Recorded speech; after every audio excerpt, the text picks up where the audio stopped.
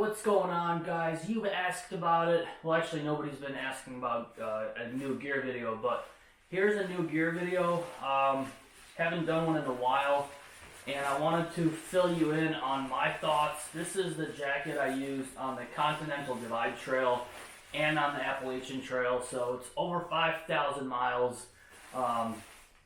Hiking miles on this jacket. I also used it for running and used it for other types of activities, biking and stuff like that. And just by looking at it, it's super thin.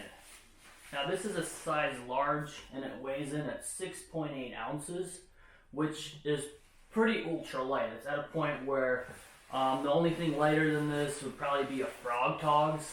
Now I've tested out the Frog Togs. My problem with it is anytime you would walk past like a sharp, like on the CDT for example, there's so many branches, like New Mexico or some other places. If you're gonna wear it for warmth, if you just touch any kind of branch on it, it's gonna slice right open. So you gotta bring duct tape to use the Frog Togs.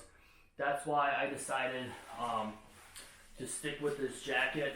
Now I'm gonna go ahead and talk about the things that I really like about it. I do like the hood here that it has. You can close it on your head here with this little cord. And sometimes even with it cinched tight, it would get blown off by the wind. But for the most part, it would stay on your head. Another little item I like is for vlogging, I had to have my phone on me at all times. And it had this little side pocket. Like the Frog Togs doesn't have a little side pocket like this. So this was really nice. It also had an inside pocket where I could keep my mittens or my rain gloves or your wallet or whatever. It's got this little inside pocket. And we have one Montbell glove in there. These are Montbell mittens. I don't know where the other one is, but these are great.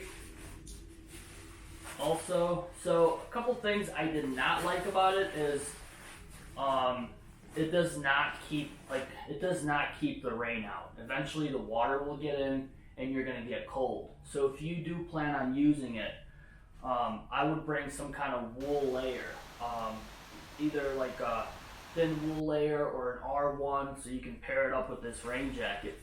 If you don't pair it up, you're going to be cold. So starting Appalachian Trail March 1st, even though it's windproof, when it rained heavy, like I was just cold all the time and I'd have to layer it with a wool layer. Now this jacket right here, it keeps me warm, it keeps the rain out. The problem with this Eddie Bauer jacket that I have is it's 1 pound 5 ounces, which is pretty heavy. On top of that, it takes up a lot of space. So if I'm using a small pack, it just takes up a ton of space. And then another part is when you're climbing a lot, you start sweating out, and the thick material, even though it keeps you warmer, it's just way too thick, so you start sweating out even more than you do in this jacket. So, honestly, this is Julie's Mermont. So on my first AT thru hike, I enjoyed the Mermont. I would probably rather use the Mermont on another hike than the Helium 2. I've tested out probably 6-7 different jackets. The Frog Togs, it was just tight around my wrists. It would rip easily. It keeps you dry, but it's just not, not practical for a thru hike. The Outdoor Research, I like it. It has all these different functions, but it wets out, even though it's got great reviews on it on Amazon and stuff like that, but it does wet out. The Columbia I had is too thick. The Eddie Bauer is too thick. So I still haven't found that perfect rain jacket. I was looking into Z-Pac's rain jackets, but the prices are just way too high for me to pay right now. So if anybody can recommend a good rain jacket, put the comments down below. This was an Outdoor Research review jacket.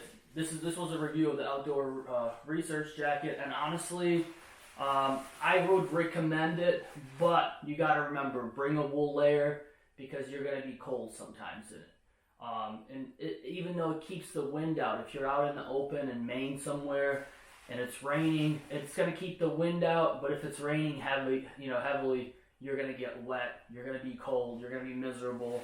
So it's at a point where I have not found, with all the miles I've done, I've not found a perfect rain jacket. And it's one of those things that's something we should all look into. We got to find a jacket that does not keep you, is there even a jacket like that out there? I have no idea. I haven't found one. But I would recommend this jacket, but you got to keep in mind that it's not a perfect rain jacket. And yeah, so hope you enjoyed this review. If you did, go ahead and click that like button and subscribe if you'd like to. And I'll check in with you guys later. Bye.